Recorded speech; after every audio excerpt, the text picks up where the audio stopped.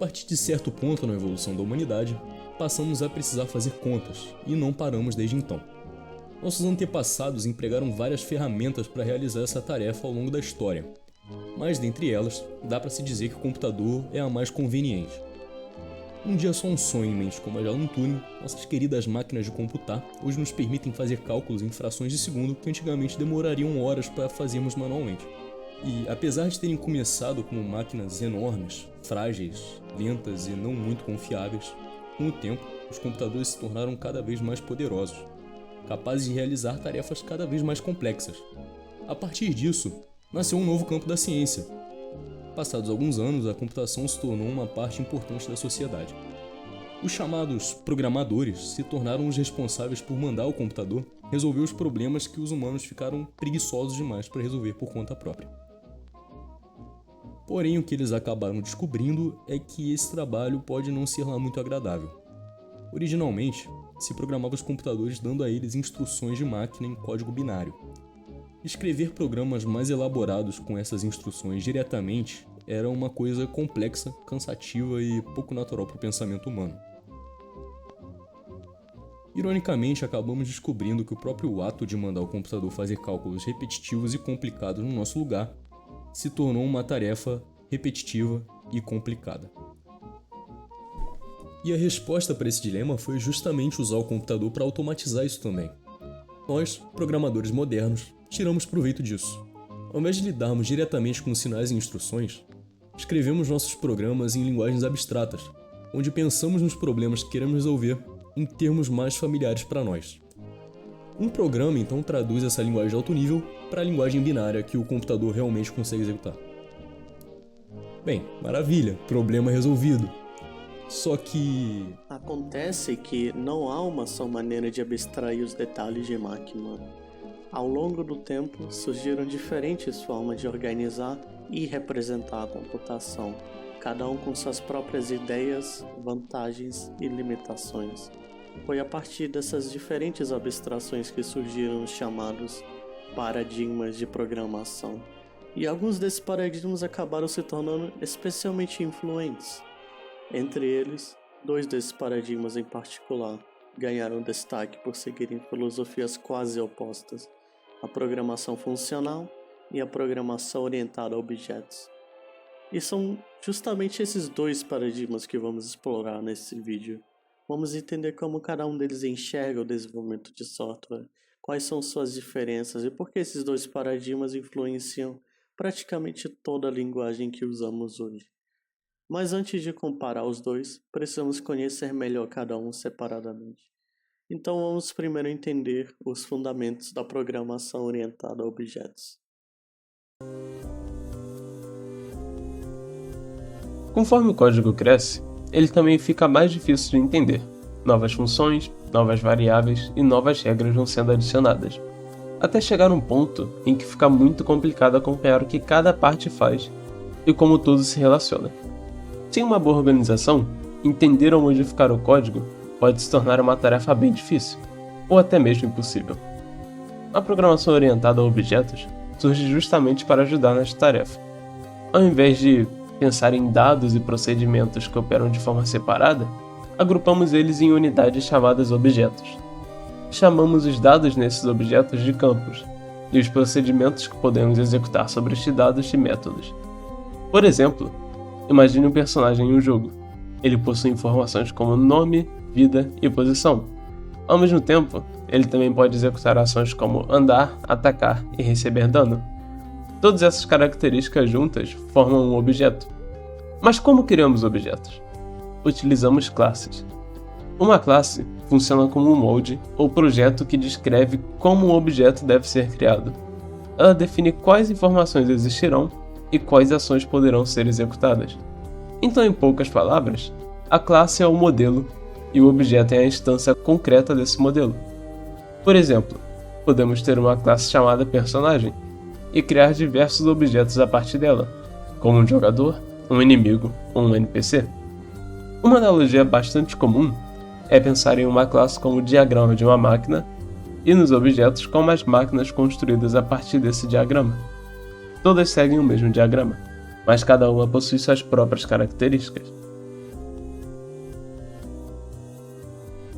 Agora que entendemos o que são objetos, surge uma nova questão. Quem pode acessar e modificar os dados armazenados dentro deles? Nem todas as informações devem estar disponíveis para qualquer parte do programa. É aí que entra o conceito de encapsulação. Imagine um personagem que possui os membros vida e vida máxima. Se qualquer parte do programa puder alterar essa vida livremente, alguém poderia acabar definindo uma vida negativa, ou uma vida muito maior do que a vida máxima. Para evitar esse tipo de problema, restringimos o acesso aos dados e controlamos a forma como eles podem ser modificados. As linguagens orientadas ao objeto normalmente oferecem diferentes níveis de acesso. O mais comum é o acesso público, que permite que qualquer parte do programa utilize aquele membro. Também temos o acesso privado, que restringe o uso apenas à própria classe. O objetivo não é esconder informações sem motivo, mas garantir que os objetos mantenham um estado válido e consistente. Quando utilizamos encapsulação corretamente, nosso código se torna mais seguro. Por exemplo, vejamos agora que a vida do nosso personagem é privada, porém ela ainda pode ser modificada a partir dos métodos receber dano e curar, que fazem verificações para ver se a vida está abaixo de 0 ou acima do limite de vida. Uma boa regra geral é expor apenas o que realmente precisa ser utilizado e manter o restante protegido. Até agora, vimos como criar objetos e proteger seus dados. Mas e quando diferentes objetos precisam realizar a mesma ação, cada um de uma maneira diferente? É exatamente isso que o polimorfismo permite. A palavra polimorfismo significa, literalmente, muitas formas. Na programação, ela representa a capacidade de tratar objetos diferentes da mesma forma, permitindo que cada um tenha sua própria implementação de um mesmo comportamento. Imagine um jogo com diferentes inimigos, um arqueiro, um mago e um guerreiro. Todos podem possuir uma ação chamada atacar, mas cada um executa esse ataque de uma forma diferente. O arqueiro dispara uma flecha, o mago lança uma magia e o guerreiro golpeia com sua espada. Mesmo que o código chame simplesmente o método atacar, cada objeto executará o comportamento correspondente ao seu tipo. Isso torna o código muito mais flexível. Em vez de criar várias verificações perguntando qual é o tipo de cada objeto, podemos apenas utilizar a interface comum que todos compartilham. Na prática, o polimorfismo permite escrever código que funciona para vários tipos de objetos, ao mesmo tempo, facilitando a reutilização e reduzindo a quantidade de condições espalhadas pelo programa. Por fim, temos a herança. Muitas vezes, diferentes objetos compartilham características em comum. Em vez de repetir o mesmo código várias vezes, podemos colocá-lo em uma classe mais geral e reutilizá-lo. Voltando ao exemplo do jogo, tanto jogadores quanto inimigos possuem vida, posição e podem receber dano. Podemos criar uma classe chamada personagem, contendo essas informações e comportamentos. Depois, criamos classes como jogador e inimigo, que herdam tudo que já existe em personagem. Cada classe derivada continua podendo adicionar suas próprias características. O jogador pode possuir um inventário e ganhar experiência, enquanto o inimigo pode ter um comportamento controlado pelo computador. Dessa forma, evitamos duplicação de código e organizamos melhor as relações entre os objetos. No entanto, é importante lembrar que a herança deve ser utilizada apenas quando existe realmente uma relação do tipo é um. Um jogador é um personagem, então faz sentido herdar de personagem. Mas nem toda relação entre objetos deve ser representada com herança. Em muitos casos, utilizar composição, ou seja, construir um objeto utilizando outros objetos, resulta em um código mais flexível e mais fácil de manter.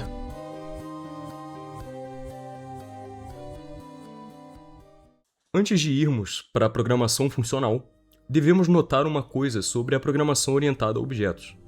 Assim como outros paradigmas com os quais estamos acostumados, como a programação estruturada, que inventou os blocos if-else que conhecemos, ou a programação procedural, que inventou o conceito de agrupar um conjunto de instruções e procedimentos, a programação orientada a objetos é baseada na ideia de representar nossos programas como um passo a passo para calcular o que queremos. Isso é conhecido como programação imperativa, um paradigma baseado em variáveis e uma sequência de comandos que mudam o estado dessas variáveis para chegar a algum resultado. De todos os paradigmas, esse é o mais próximo da maneira que os computadores realmente operam, e ele dá base para todos os paradigmas modernos. Só que, na verdade, não.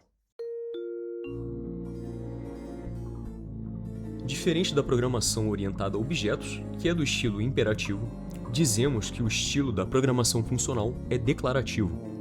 O estilo imperativo é baseado em encadear comandos, instruções de como calcular as coisas, enquanto o declarativo é focado em definir expressões que dizem o que as coisas são.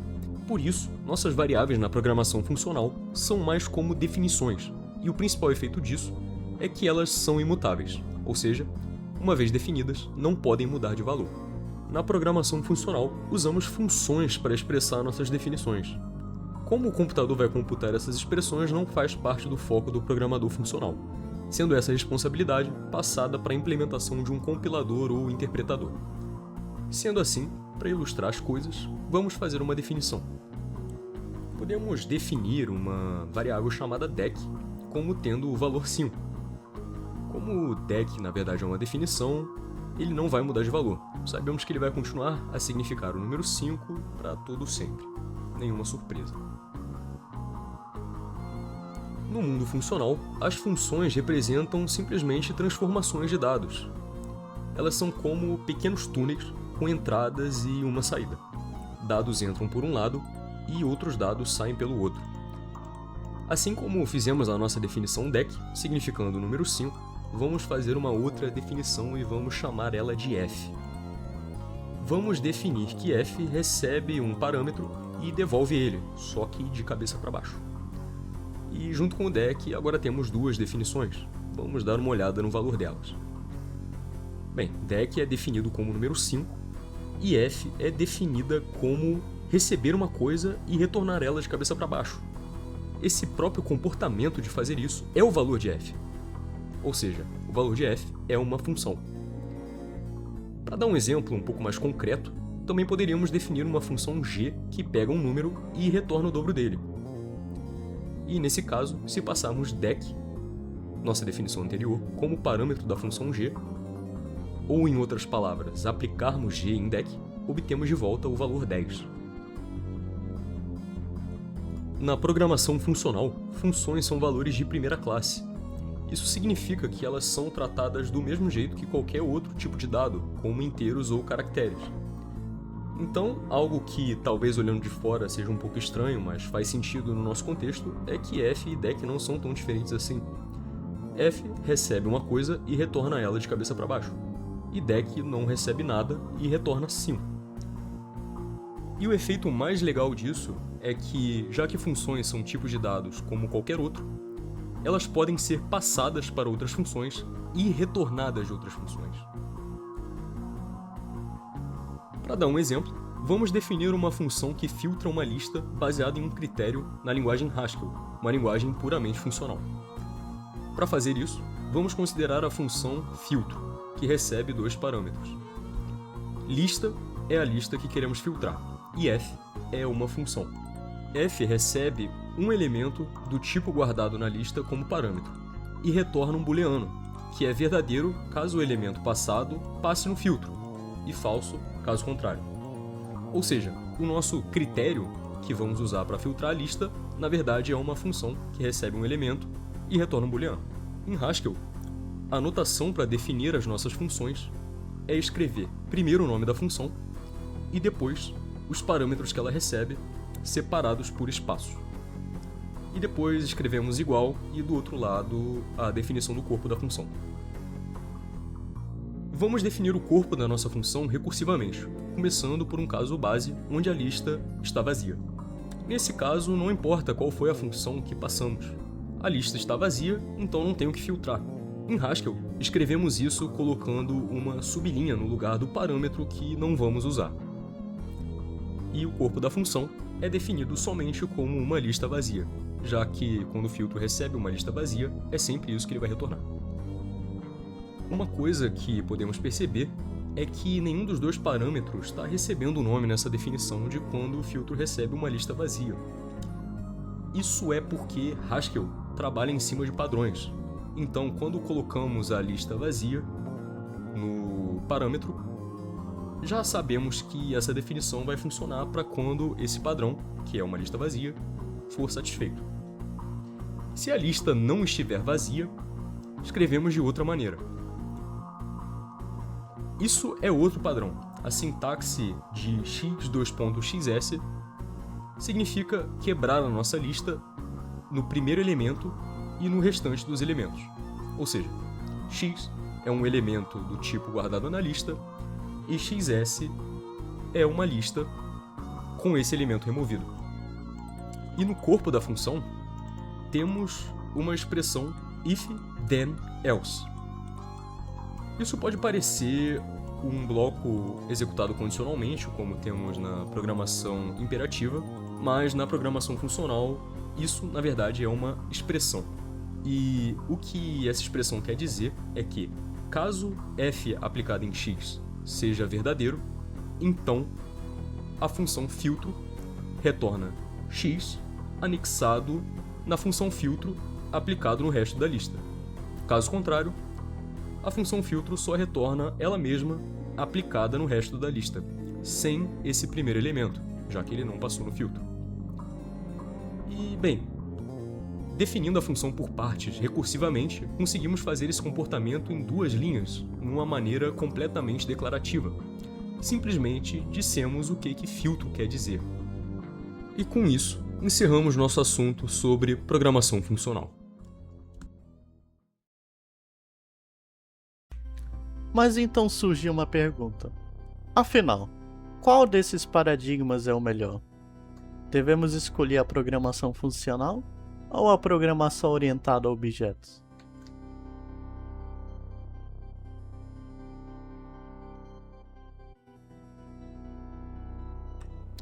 Embora existam linguagens que seguem principalmente um desses paradigmas, muitas linguagens modernas permitem utilizar os dois ao mesmo tempo, com cada paradigma resolvendo um tipo de problema. Enquanto a programação orientada a objetos organiza o programa em entidades que possuem estado e comportamento, a programação funcional se preocupa principalmente com a forma como os dados são transformados. Pense em um jogo. Podemos representar jogadores, inimigos, armas e itens como objetos. Cada um possui seus próprios dados e responsabilidades. Porém, quando queremos processar um conjunto desses objetos, a programação funcional frequentemente oferece uma forma mais simples e expressiva de escrever esse código. Em C#, esses conceitos aparecem principalmente através do LINQ, ou Language Integrated Query, que é uma biblioteca que adiciona diversos métodos às coleções, permitindo filtrar, selecionar, ordenar e consultar seus elementos utilizando um estilo de programação bem mais declarativo. Utilizaremos o LINQ para demonstrar como a programação funcional e a programação orientada a objetos trabalham juntas em muitos casos. Por exemplo, imagine que queremos encontrar um inimigo específico. Normalmente teríamos que fazer um for loop e verificar cada inimigo com if. Na forma funcional, isso se torna extremamente simples. Fush, assim como vários outros métodos do LINQ no C#, opera sobre coleções para consultar, filtrar ou transformar seus elementos. Nesse caso, ele percorre a lista e retorna o primeiro elemento cujo nome seja igual a dragão. Repare no parâmetro que estamos passando para o método Fush. É uma função. Nesse caso, é uma função que recebe um parâmetro do tipo inimigo e retorna um booleano. Ao percorrer a lista, o primeiro inimigo encontrado que faça essa função retornar verdadeiro é o retornado pelo método Fush. O nosso código original até parece horrível em comparação. Agora, imagine que desejamos obter apenas os inimigos que ainda estão vivos. Podemos filtrar todos os inimigos que possuem vida maior que 0 e obter uma nova lista que possui somente os inimigos vivos. Nesse caso, o método where filtrará a lista com base na condição que definimos. Note que ainda continuamos trabalhando com objetos, mas agora de forma funcional. Não está convencido? Imagine que temos uma lista de personagens, mas queremos apenas seus nomes. Normalmente teríamos que fazer algo do tipo Porém, fazer isso de forma funcional se torna bem mais idiomático. Aqui, cada objeto personagem é transformado em apenas uma informação, o seu nome. Gostaria de ordenar os personagens do de maior nível para o de menor nível? Fácil! Assim temos o Order by Descending, transformando a lista de jogadores em uma outra lista que é ordenada pelo nível desses jogadores. Uma das maiores vantagens é poder combinar várias transformações, que lendo em português significa pegue os jogadores vivos, ordene do maior nível para o menor nível e selecione apenas seus nomes. Consegue imaginar o quanto complicado esse código ficaria se fosse reescrever ele de forma não funcional?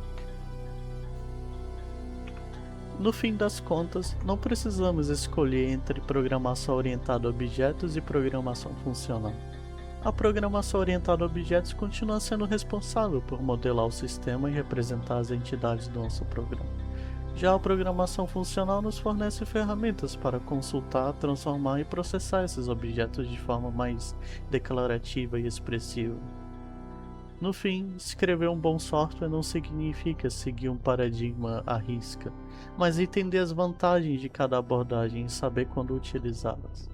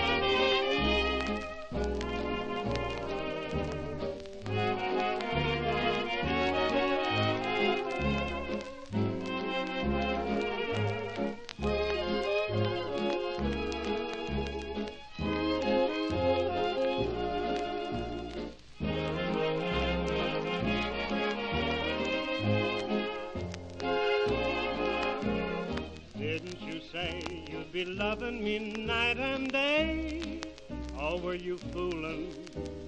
Didn't you sigh every time that we kissed goodbye, or were you fooling? Didn't you say you'd walk miles for my caresses and smiles? Didn't you phone that you hated to be alone, or were you fooling? Love is supreme when a couple can plan and dream the way that we do. Love is no guess when you picture your happiness the way that we do. Roses and kitties and such, is that expecting too much? Didn't you say it would happen that way, or were you fooling?